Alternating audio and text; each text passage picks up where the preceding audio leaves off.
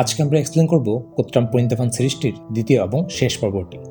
প্রথম পর্বের শেষে আমরা দেখেছিলাম মার্সির লাশটি নিয়ে যাওয়ার সময় ভাস্করের ব্যাগে মার্সি ঘড়িটি বেজে ওঠে, আর এটা রঘু শুনে ফেলে।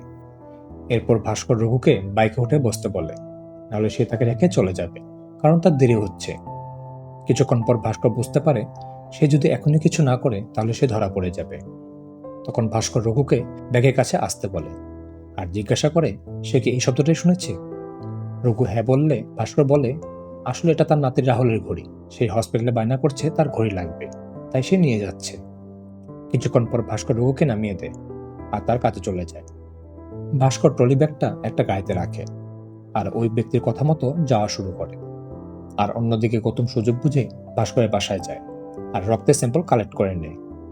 এদিকে ভাস্কর ওই ব্যক্তির কথা মতো একটা জায়গায় যায়। সেখানে আগে থেকেই লাশ পোড়ানোর জন্য একটা চিতা সাজানো ছিল। এরপর লোকটি ভিডিও কলে কনফার্ম করতে চায় সে আসলে মার্সির লাশটা জ্বালাচ্ছে কিনা তা দেখার জন্য। লোকটির কথায় ভাস্কর তাকে ভিডিও কল দেয় আর মার্সিকে জ্বালানো ভিডিও দেখায়। এরপর লোকটি কনফার্ম হয়ে ভাস্করকে এই জায়গা থেকে চলে যেতে বলে আর ভাস্করও চলে যায়। আর বাসায় গিয়ে সে একটি টাকার ব্যাগ দেখতে পায়। কেউ জানালা দিয়ে ভাস্করে আসার আগেই টাকা রেখে যায়। এরপর ভাস্কর টাকাটা নিয়ে হসপিটালে জমা দিয়ে দেয় রাহুলের সার্জারির জন্য। অন্যদিকে গৌতম যে ব্লাড স্যাম্পল এনেছে ওটা চেক করার জন্য মার্সের একটা স্যাম্পল লাগবে, যা গৌতমের কাছে ছিল না। হঠাৎ গৌতম কায়েলের পেন্সিল বক্স থেকে একটি পেন্সিল নেয়। আসলে এই পেন্সিলটা মার্সিরই ছিল। সে সবসময় পেন্সিলের উপরের অংশটা দাঁত দিয়ে চিবাত, আর এটা গৌতম তার মেয়ে কায়েলের কাছ থেকে জেনেছে। এরপর গৌতম ওই রক্তের স্যাম্পল আর পেন্সিলটা ফরেন্সিকে পাঠায়, যেন জানতে পারে ওই রক্তটা কি আসলেই মার্সির কিনা। এরপর গৌতম ডিএসপি বাসায় যায় আর যেতে ডিএসপি বলে কাল রাতে সে কোথায় ছিল। কাল রাতে ডিএসপি তার ফ্যামিলি নিয়ে বাইরে যায়, কিন্তু গাড়ি চালানোর জন্য গৌতম ছিল না।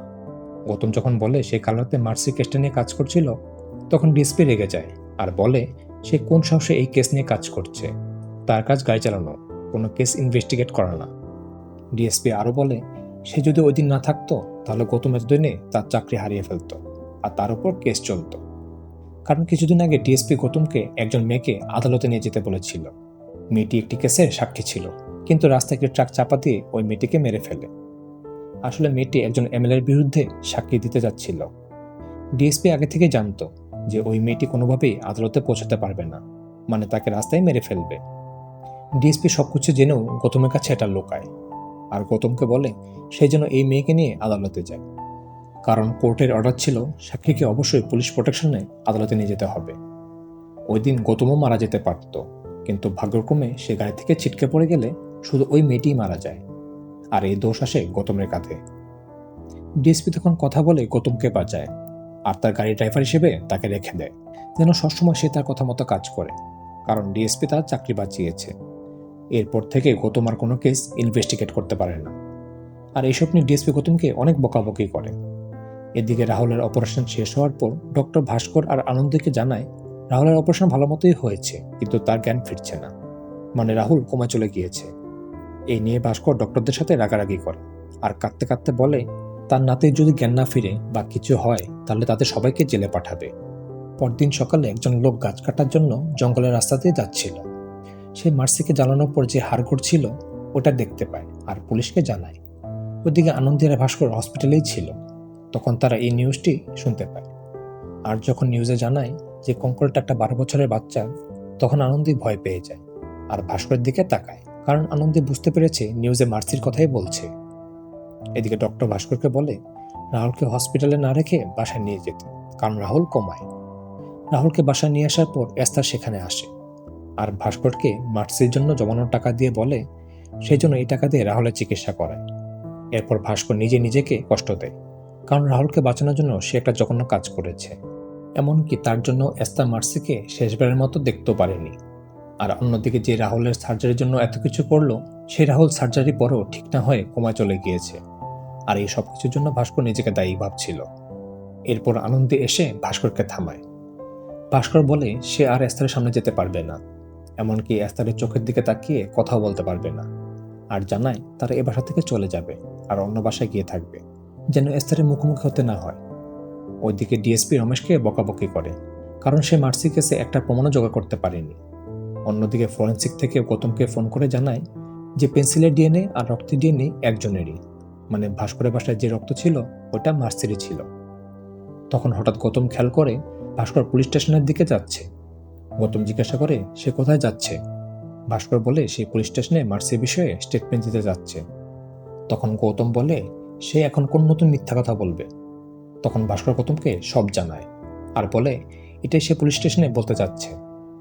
তখন গৌতম নিজের সাথে ঘটে যাওয়া ঘটনার কথা মনে করে আর ভাস্করকে তার ঘটনাটা বলে। গৌতম বলে সে যখন সবাইকে জানায় মেয়েটার মৃত্যু কোনো অ্যাক্সিডেন্ট ছিল না, তখন কেউ তার কথা বিশ্বাস করেনি। উল্টো তাকে বলে সে যেন স্বীকার করে নেয় এটা অ্যাক্সিডেন্ট ছিল, আর না হলে উল্টো তার উপর কেস করে দিবে আর বলবে তার গাফলতির জন্যই মেয়েটা মারা যায়। তাই গৌতম ভাস্করকে বলে সে যদি সত্যিও বলে তারপর তার কথা কেউ বিশ্বাস করবে না, কারণ পুলিশেরা এখন কেস ক্লোজ করার জন্য উঠে পড়ে লেগেছে। আর সে একটা অনেক বড় ভুল করেছে মার্সির লাশটা লুকিয়ে। ভাস্কর জানায় সে আর এই দোষ নিয়ে থাকতে পারবে না, সে সব সত্যি সবাইকে বলে দিবে। তখন গৌতম ভাস্করকে বলে সে সব সত্যি বলে নিজেকে সান্ত্বনা দিতে পারবে, কিন্তু ওই লোকটি আরো ছোট ছোট বাচ্চাদের সাথে খারাপ কাজ করে তাদেরকে মেরে ফেলবে, আর মার্সির আত্মা কোনোদিন শান্তি পাবে না। আর 3 বছর আগে যে 2টা মেয়ে হারিয়ে গিয়েছিল তাদের সন্তানও আর পাওয়া যাবে না। আর শুধু এইটাই না, সবাই বলবে ভাস্করই মার্সির সাথে খারাপ কাজ করে তাকে মেরে ফেলেছে আর তার লাশ পুড়িয়ে ফেলেছে। তখন কি সে এগুলো শুনতে পারবে? এরপর গৌতম ভাস্করকে জানায় তাদের সিস্টেম যদি কোনো বিপদে পড়ে তাহলে যে কাউকে ফাঁসিয়ে দিবে, হোক সে নির্দোষ, আর তার থেকে ভালো এটা কেউ জানে না। এরপর গৌতম বলে সে যদি মার্সি ন্যায় বিচার চায় তাহলে যেন কাউকে কিছু না বলে, আর তারা দুজন মিলে আসল খুনিকে খুঁজে বের করবে। অন্যদিকে আনন্দ এটা জানতে পেরে ভাস্করকে জিজ্ঞেস করে সে যদি পুলিশকে সব বলে দিত আর তাকে ধরে নিয়ে যেত তাহলে তাদের কি হতো, রাহুলের কি হতো। ভাস্কর বলে এখনো সময় আছে, সে যদি এখন সারেন্ডার করে তাহলে কিছুদিনের মধ্যেই তাকে ছেড়ে দেবে, কারণ পুলিশ এখন আর মার্সির লাশ পাবে না, কারণ সে লাশ পুড়িয়ে ফেলেছে। আর মার্সির লাশ খুঁজে না পেলে তাকে বেশি দিন জেলে রাখতে পারবে না। অন্যদিকে ভাস্কর গৌতমকে ওই নাম্বারটা দেয় যে নাম্বার থেকে কল এসেছিল আর মার্সির লাশ পড়াতে বলেছিল। ভাস্কর আরো বলে সে ওই দিন মার্সির ড্রেস থেকে স্পিরিটের গন্ধ পাচ্ছিল, যেটা অ্যালকোহলে ইউজ করা হয়। অনেকে বেশি নেশা করার জন্য এই স্পিরিট খায়, আর বলে যে মার্সির সাথে খারাপ কাজ করছে তার হয়তো স্পিরিট খাওয়ার নেশা আছে। এরপর গৌতম ওই নাম্বারের ডিটেলস বের করে আর জানতে পারে প্রিন্সি নামের এক মেয়ে এই নাম্বার ইউজ করে আর সে এই গ্রামেই থাকে। তখন তারা ওই মেয়ের ঠিকানা নিয়ে তাকে খুঁজতে যায়, কিন্তু ওই মেয়েকে না পেলেও তারা ওই মেয়ের সাথে দেখা করতে আসতো এমন একজনের নাম পায়, যার নাম অ্যান্টন। এরপর ভাস্কর আর গৌতম ওই গির্জায় যায় আর ফাদারের সাথে দেখা করে, কারণ প্রিন্সি মেয়েটা যেহেতু খ্রিস্টান আর এই গ্রামে থাকতো, তারা ভাবে ফাদার হয়তো তাদের কিছু সাহায্য করতে পারবে। কিন্তু তারা ওখানে গিয়ে ফাদারের সাইন দেখে জানতে পারে অ্যান্টন আর কেউ না, বরং ফাদার নিজেই। সবাই তাকে ফাদার বলেই ডাকে, তাই ওনার আসল নামটা অনেকেই জানতো না। ঠিক তখনই একটা মোবাইলে কল আসে, কিন্তু ভাস্কর গৌতম কারো মোবাইলই কল আসেনি, এমনকি ফাদারের মোবাইল যেটা টেবিলের উপরে ছিল ওটাতেও কল আসেনি। হঠাৎ তারা দেখতে পায় ফাদারের আরেকটা মোবাইল আছে যেটা ড্রয়ারে ছিল। এসব দেখে গৌতম আর ভাস্কর ফাদারকে সন্দেহ করে। গৌতম প্রিন্সির কথা জিজ্ঞেস করলে ফাদার বলে হ্যাঁ, সে প্রিন্সিকে চেনে আর তার বিষয়ে সব বলে। এরপর ফাদার জানায় প্রিন্সি একটা মেলায় গিয়েছিল আর তারপর থেকেই প্রিন্সির আর কোনো খোঁজ পাওয়া যায়নি। এরপর চলে যাওয়ার সময় ভাস্কর একটা সেলফে স্পিরিটের বোতল দেখে, যেটার স্মেল মার্সির কাপড় থেকে আসছিল। ভাস্কর এটা গৌতমকে বলে। এরপর গৌতম রেগে গিয়ে ফাদারকে জিজ্ঞেস করে মার্সি কোথায়। তখন ফাদার জানায় যেদিন মার্সি হারিয়ে যায় ওই দিন সন্ধ্যা থেকে সে গির্জায় ছিল, চাইলে সে যে কাউকে জিজ্ঞাসা করতে পারে। তখন ভাস্কর বলে স্পিরিটের বোতলগুলো তাকে কে দেয়। সে বলে গ্রামে একজন লোক আছে যে তাকে এটা দেয়, আর সে জানায় যেদিন মার্সি হারিয়ে যায় সেই দিনই সে একজনকে গির্জার সামনে দিয়ে দৌড়াতে দেখে। এরপর ফাদার বলে যে তাকে স্পিরিটের বোতল দেয় আর যাকে সে ওই রাতে দেখেছে ওটা একজনই, আর সে হলো রঘু, মানে মার্সির টিউশন টিচার। আর বলে সে যদি ওই দিন রঘুর বিষয়ে কমপ্লেন করতো তাহলে রঘু সবাইকে বলে দিত যে তার স্পিরিট খাওয়ার নেশা আছে, তাই সে পুলিশকে কিছু বলেনি। এরপর এটা যখন ফাদার পুলিশ স্টেশনে গিয়ে স্বীকার করে তখন পুলিশ রঘুকে ধরে নিয়ে যায়। এরপর রমেশ ডিএসপিকে বলে রঘুকে দেখেছে এমন একজন আইউইটনেস আছে, আর শুধু তাই নয়, রঘুর মোবাইলে মার্সির অনেক ছবি তারা পেয়েছে, যেগুলো মার্সির অজান্তেই তোলা হয়েছিল যখন সে রঘুর কাছে টিউশন পড়তে যেত। আর শুধু এইটাই নয়, যে দুটো মেয়ে 3 বছর আগে হারিয়ে গিয়েছিল তারাও এই রঘুর কাছেই টিউশন পড়তো। এদিকে গ্রামের লোকজন এটা জানতে পেরে পুলিশ স্টেশনের সামনে এসে জড়ো হতে থাকে আর রঘুকে তাদের কাছে তুলে দিতে বলে। পুলিশ ভিড়ের উদ্দেশ্যে বলে রঘু সব স্বীকার করে নিয়েছে আর তারাই ভেতরে আসবে যাদের সন্তান হারিয়েছে। এরপর রাতে এস্তার ভাস্করের নতুন বাসায় যায় আর ভাস্করকে বলে সে একটা জরুরি কথা বলতে চায়। আর অন্যদিকে গৌতম পুলিশ স্টেশনে গিয়ে রঘুর সাথে দেখা করে আর জিজ্ঞাসা করে সে কিভাবে ছোট বাচ্চাদের সাথে এমন খারাপ কাজ করে, সে কিভাবে মার্সির সাথে এমন কাজ করলো। তখন রঘু বলে সে কি সব আবল তাবল বলছে। অন্যদিকে এস্তার ভাস্করকে জানায় মার্সি যেদিন হারিয়ে যায় ওই দিন মার্সি একটা সত্যি জেনে গিয়েছিল। এস্তার বলে একটা সময় সে আর রঘু একে অপরকে ভালোবাসত, কিন্তু তাদের ধর্ম আলাদা হয় এই সমাজ তাদের মেনে নিত না, তাই তারা পালিয়ে বিয়ে করে ফেলে। কিন্তু তার বাবা এসে তাকে নিয়ে যায় আর জোর করে তাকে সলোমনের সাথে বিয়ে করিয়ে দেয়। এরপর থেকে সে রঘুর কোনো খোঁজ পায়নি। সলোমনের মদের নেশা ছিল, এটা জানার পরও তার বিয়ে দেয়। সলোমন প্রতিদিন মদ খেয়ে তাকে মারত। তার আর এই জীবন ভালো লাগছিল না। কিন্তু কিছুদিন পর যখন সে জানতে পারে সে প্রেগনেন্ট, তখন সে একটা আশার আলো খুঁজে পায় আর সবকিছুর সাথে নিজেকে মানিয়ে নেয়। সলোমন একদিন মদ খেয়ে রাস্তায় পড়েছিল আর তার অবস্থাও বেশি ভালো ছিল না, তাই এস্তার সলোমনকে হসপিটালে ভর্তি করায়। কিন্তু ওই দিন সে জানতে পারে অতিরিক্ত মদ খাওয়ায় সলোমন আর কোনোদিন বাবা হতে পারবে না। ওই দিন এস্তার জানতে পারে রঘুই ছিল মার্সির বাবা, কিন্তু সে কাউকে এই বিষয়টা জানায় না।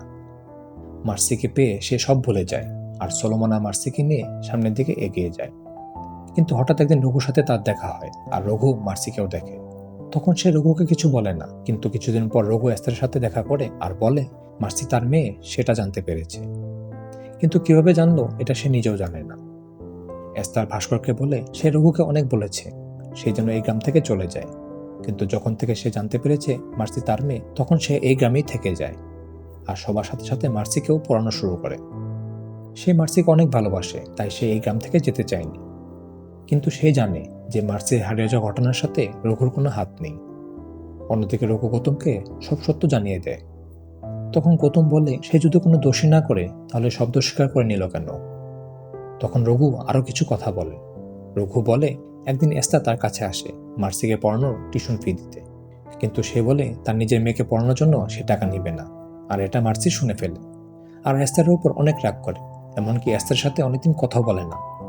মার্সি এস্তারকে বলে সে এতদিন ভাবতো তার বাবা খারাপ, কিন্তু আজকে জানলো যে তার মাও ভালো না। এটা শোনার পর এস্তার রঘুর কাছে যায় আর বলে সেই জন্য এই গ্রাম থেকে চলে যায়।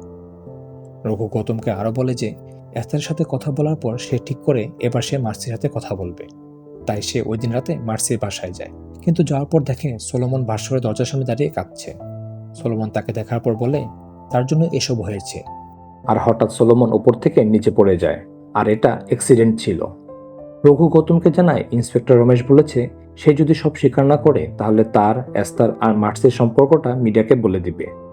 রঘু বলে মার্সি আর তার সম্পর্কটা যদি সবাই জেনে যায় তাহলে এই সমাজ মার্সি আর এস্তারকে এই গ্রামে থাকতে দেবে না, তাই সে সব স্বীকার করে নিয়েছে। কিন্তু গৌতম যে খারাপ কাজের কথা বলছে সেটা নিজের মেয়ের সাথে সে কিভাবে করবে। এরপর ভাস্কর আর গৌতম দেখা করে দুজন দুজনকে সব বলে।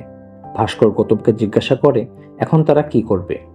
এরপর হঠাৎ গৌতম বলে আগে সে একটা বিষয়ে সত্য যাচাই করবে, এরপর চিন্তা করে বলবে সে কি করবে।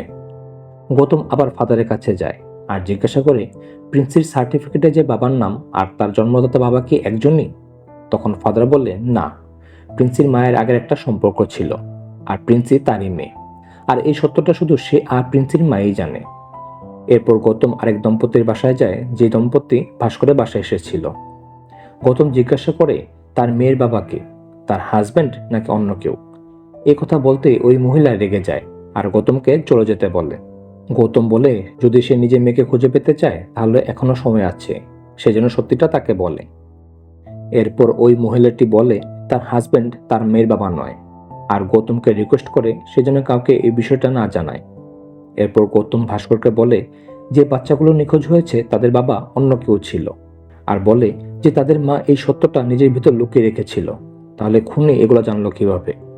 ঠিক তখনই নিউজে দেখায় পোস্টমর্টমের পর জানা যায় যে জঙ্গলের ভিতর যে পোড়া লাশটি পাওয়া গিয়েছিল ওটা মার্সির নয়। এটা শুনতেই গৌতম ভাস্করের দিকে তাকায়, কারণ সে বলেছিল সে মার্সি লাশটি পুড়িয়ে ফেলেছে। এর পরের দৃশ্যে আমরা মার্সিকে পোড়ানোর আসল সত্যটা জানতে পারি। যে রাতে অপরিচিত লোকটি ভাস্করকে ফোন দিয়েছিল ওই দিন রাতেই ভাস্কর একজনকে ফোন দিয়ে 9 বছরের একটি লাশের কঙ্কাল জোগাড় করে, আর মার্সিকে পড়ানোর আগে সে এক ধরনের লিকুইড মার্সির কাপড়ের উপরে দেয়, যে কারণে কাপড়ে আগুন লাগলেও মার্সির লাশে কিছু হয় না। ভিডিওতে প্রমাণ দেওয়ার পরপরই ভাস্কর মার্সিকে ওই চিতা থেকে তুলে ফেলে আর তার জায়গায় ওই কঙ্কালটা রেখে দেয়। আর ভাস্কর যে ফার্মেসিটা কিনেছিল ওইখানে একটা নতুন ফ্রিজ নিয়ে আসে আর মার্সিকে ওই ফ্রিজে লুকিয়ে রাখে। ভাস্কর যখন গৌতমকে সব বলছিল ঠিক তখনই ভাস্করের কাছে ওই অপরিচিত লোকটি আবার কল দেয় আর বলে সে তার সাথে বিশ্বাসঘাতকতা করেছে। ফোনের ওই পাশ থেকে লোকটি বলে সে তার কথা মতো কাজ করেনি আর বলে আগে যা হয়েছে সব তার কারণে হয়েছে, কিন্তু সামনে যা হবে তার কারণ একমাত্র সে হবে, মানে ভাস্কর হবে। এ বলে কলটা কেটে দেয়। ভাস্কর গৌতমকে বলে আর অন্য কোনো বাচ্চা মারা যাক সেটা চায় না, তাই ভাস্কর মার্সির লাশটা ওই ব্যক্তিকে দিয়ে দিতে চায়। তখন গৌতম বলে ওই খুনের বিরুদ্ধে তাদের একটা প্রমাণই আছে আর সেটা হলো মার্সির বডি, আর এটা যদি তাকে দিয়ে দেয় তাহলে সে আরও সাহস পেয়ে যাবে। বড় থেকে বড় অপরাধী তখনই ভুল করে যখন সে ভয় পায়, আর মার্সির খুনি এখন ভয়ে আছে আর তাদের এই সুযোগটা নিতে হবে। ভাস্কর বলে ওই খুনি মেলা থেকে বাচ্চাদের তুলে নেয় আর আজকে 2 জায়গায় মেলা হবে। তখন গৌতম বলে তাহলে তারা বুঝবে কিভাবে খুনি কোন মেলায় আসবে। তখন তারা দুজন 2 মেলায় যায় খুনিকে ধরার জন্য। মেলায় গিয়ে ভাস্কর আর গৌতম অনেক খোঁজাখুঁজি করেও কাউকে দেখতে পায় না।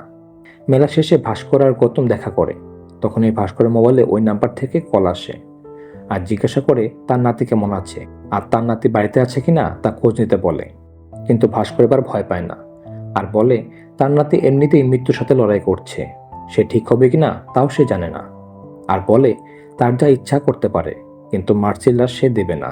তখন খুনি বলে সেও এটাই ভেবেছে, তাই তার নাতিকে কিছু করেনি। খুনি বলে নিজের নাতিকে প্রতিদিন এমন অবস্থায় দেখাটাই তার জন্য একটা শাস্তি, তাই সে অন্য বাচ্চাকে তুলে নিয়েছে।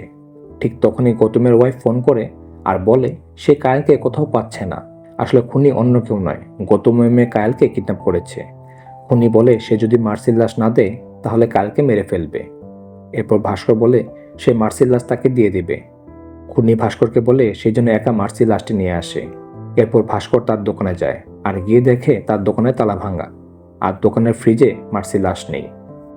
তারা কোনোভাবেই বুঝতে পারছে না মার্সির লাশ কে নিয়েছে, কারণ যদি কেউ মার্সির লাশ দেখতো তাহলে এতক্ষণে জানাজানি হয়ে যেত, কিন্তু এখনও তেমন কিছুই হয়নি। গৌতম বলে খুনি লাশ নেয়নি, এটা সে শিওর, কারণ সে যদি মার্সির লাশ পেত তাহলে কালকে কিডন্যাপ করতো না আর মার্সির লাশটা তাদের কাছে চাইতো না। গৌতম ভাস্করকে জিজ্ঞাসা করে তাহলে এখন কালকে তারা কিভাবে বাঁচাবে, তাদের কাছে তো মার্সির লাশ নেই।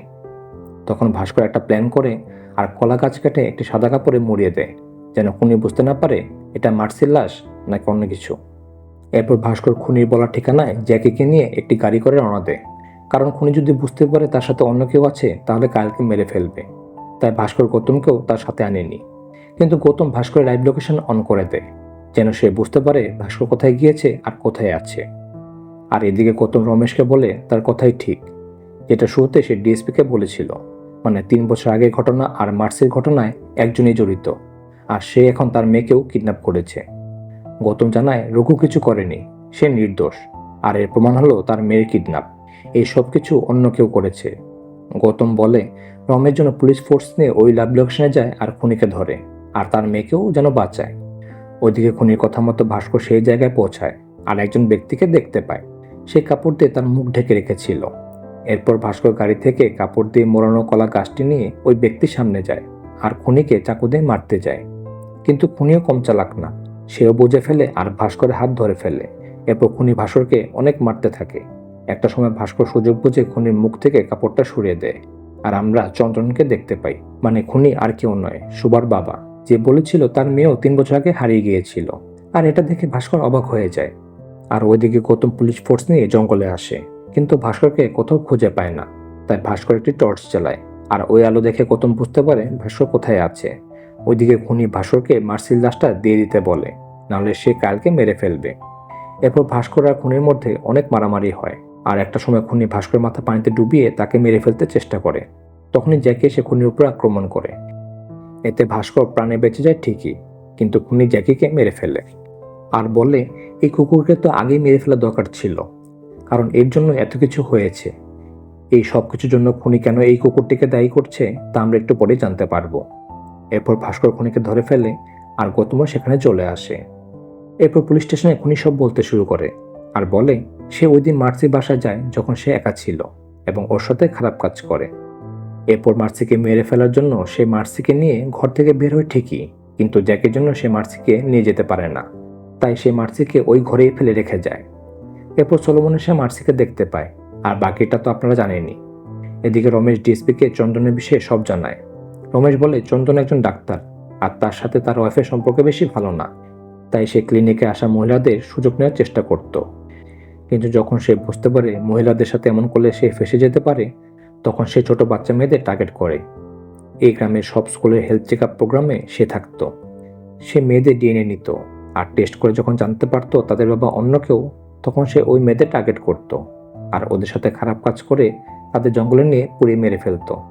তাই আর তাদের খুঁজে পাওয়া যেত না।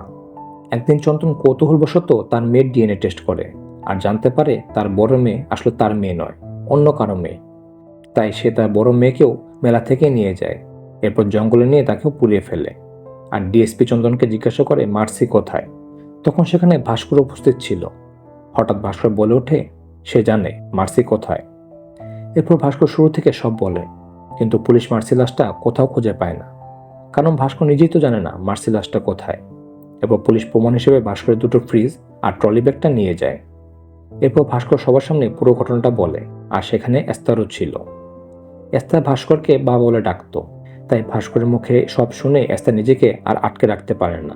সে ভাস্করকে একটা থাপ্পড় মেরে দেয়, কিন্তু ভাস্কর এতে কষ্ট পায় না, কারণ ভাস্করের বুক থেকে বড় একটা পাথর নেমে যায়, কারণ সে সবাইকে সত্যি বলে দিয়েছে আর মার্সি খুনিকেও শাস্তি দিতে পেরেছে।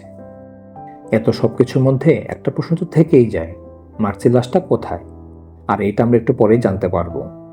এরপর পুলিশ ভাস্করকে ধরে নিয়ে যায়, কিন্তু কম প্রমাণ থাকায় আর খুনিকে ধরতে সাহায্য করায় আদালত ভাস্করকে কয়েক মাস পরেই ছেড়ে দেয়, কারণ পুলিশ মার্সির লাশটা খুঁজে পায় না, আর আদালত প্রমাণ ছাড়া কাউকে শাস্তি দেয় না। এরপর ভাস্কর বাসায় আসে আর আনন্দীর সাথে দেখা করে, আর এদিকে রাহুল কোমা থেকে অনেকটা সুস্থ হয়ে ওঠে। এদিকে এস্তার মাঝে মাঝে তাদের বাড়িতে আসে আর রাহুলকে দেখে যায়, কিন্তু আনন্দী ভাস্কর কারোর সাথে কথা বলে না। আর এখন আমরা জানতে পারবো মার্সি লাশটা আসলে কোথায়। পুরো গ্রামের মধ্যে শুধু একজনই আছে যে মার্সি লাশটা লুকাতে দেখেছিল, আর সে হলো রাহুল। আনন্দী যে গাছে পানি দিচ্ছিল ওখানে রাহুল একদৃষ্টিতে তাকিয়েছিল, কারণ রাহুল আর কাউকে নয়, বরং আনন্দীকে ওই গাছগুলোর নিচে মার্সির লাশটা লুকাতে দেখেছিল। যে আনন্দী মার্সির লাশের ভয়ে ঘরে একা থাকতে পারতো না, সে নিজে সবার উপর চড়ে দোকানে তালা ভাঙে আর ফ্রিজ থেকে লাশটা বের করে এই মাটিতে লুকিয়ে রাখে। আর আনন্দী যখন এই কাজ করছিল তখন রাহুল কোমা থেকে ফিরে আসে আর ঘর থেকে সব দেখে। আর আনন্দী এই কাজটা করেছে ভাস্করের জন্য, তার নিজের ফ্যামিলির জন্য, কারণ পুলিশ যদি মার্সি লাশটা খুঁজে না পায় তাহলে ভাস্করের উপর আনা অভিযোগটি টিকবে না আর তাকে ছেড়ে দেবে। মনে আছে ভাস্কর শুরুতে আনন্দীকে বলেছিল যে সে একটা সময় পর সত্যিটা সবাইকে বলে দিবে। তখন এই আনন্দী সব প্ল্যান করে ফেলে, কারণ আনন্দী জানতো ভাস্কর একটা না একটা সময় পর সবাইকে সব সত্যি বলে দিবে, আর ভাস্কর যেন তাদের ছেড়ে না যায় তাই সে মার্সি লাশটা লুকিয়ে ফেলে। আর এখানেই সিরিজটি শেষ হয়। ধন্যবাদ সবাইকে।